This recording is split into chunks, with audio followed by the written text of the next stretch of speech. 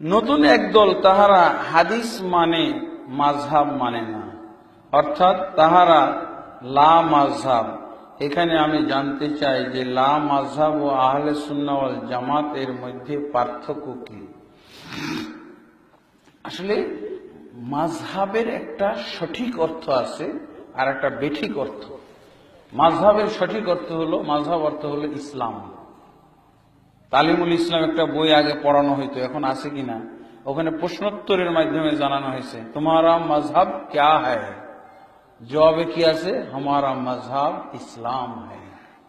আছে না? এটাই হলো প্রকৃত কথা, এটাই হলো সহি অর্থ।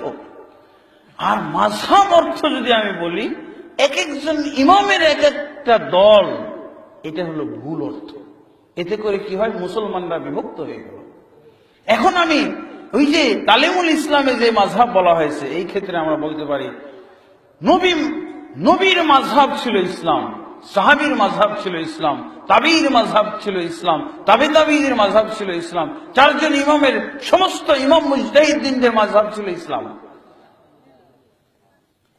আর এক এক ইমামের এক একটা মাযহাব, এটা হলো বিভক্তি। তার মানে ইসলামের এক একটা চেহারা বানিয়ে ফেললাম। এই চেহারার ইসলাম এরা মানে, ওই চেহারার ইসলাম। এটা আমি মনে করি ওই তালিমুল ইসলামের যে মাযহাবের আসল অর্থ, মূল ধারা রক্ষার যে অর্থ, সেটার থেকে এটা সম্পূর্ণ বিপরীত।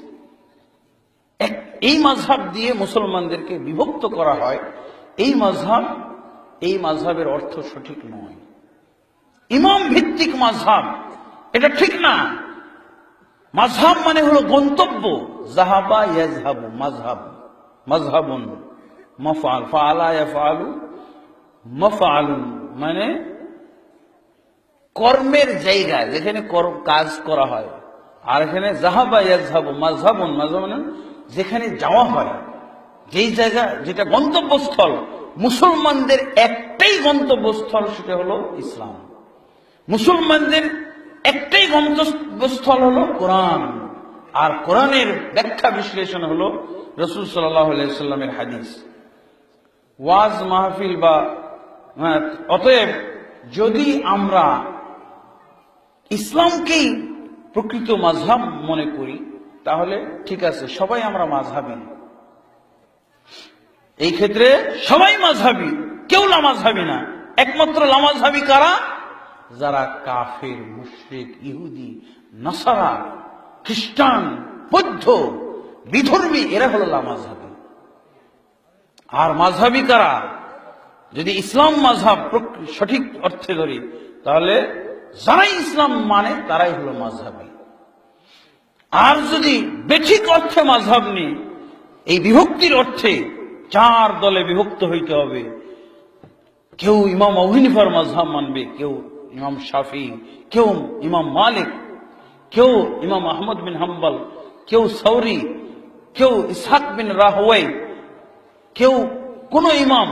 তাহলে এগুলো হলো বেঠিক মাযহাব। এই ক্ষেত্রে, এই দৃষ্টিকোণ থেকে মাযহাবী হওয়াটা চাইতে লামাযহাবী হওয়াই শ্রেয়। কেন আপনি লামাযহাবী হবেন?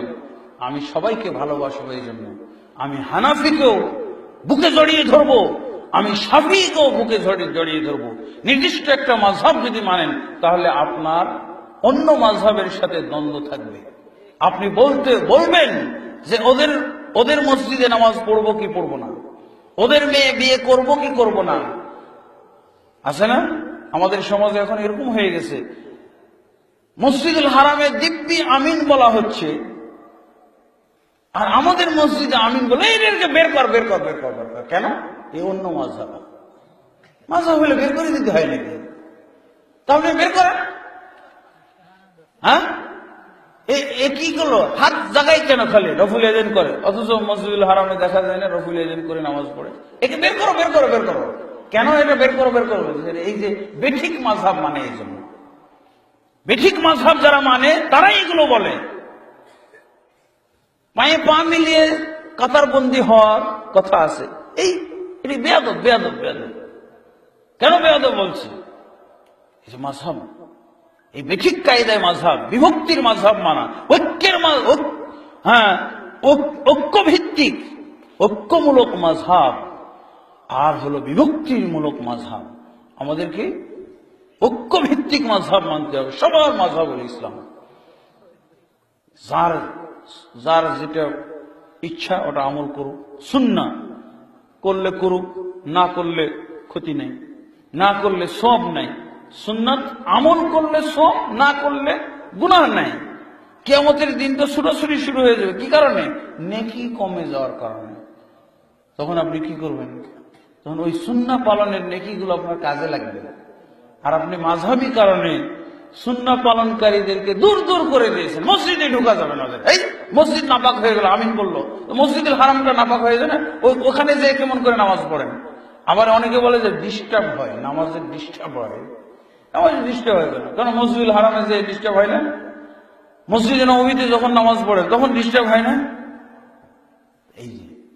এই যে মাযহাবী কারণে এগুলো কি আসলে মসজিদ থেকে বের করে দেওয়ার অপরাধ? কেউ করছে, কেউ করে না।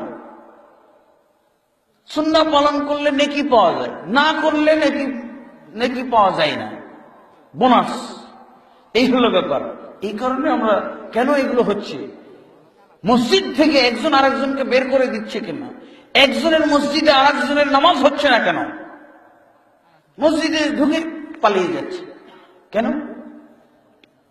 তার কারণ অনুযায়ী মাযহাব মানে আসলে তো এক দৃষ্টিতে এটাই হলো মাযহাবী।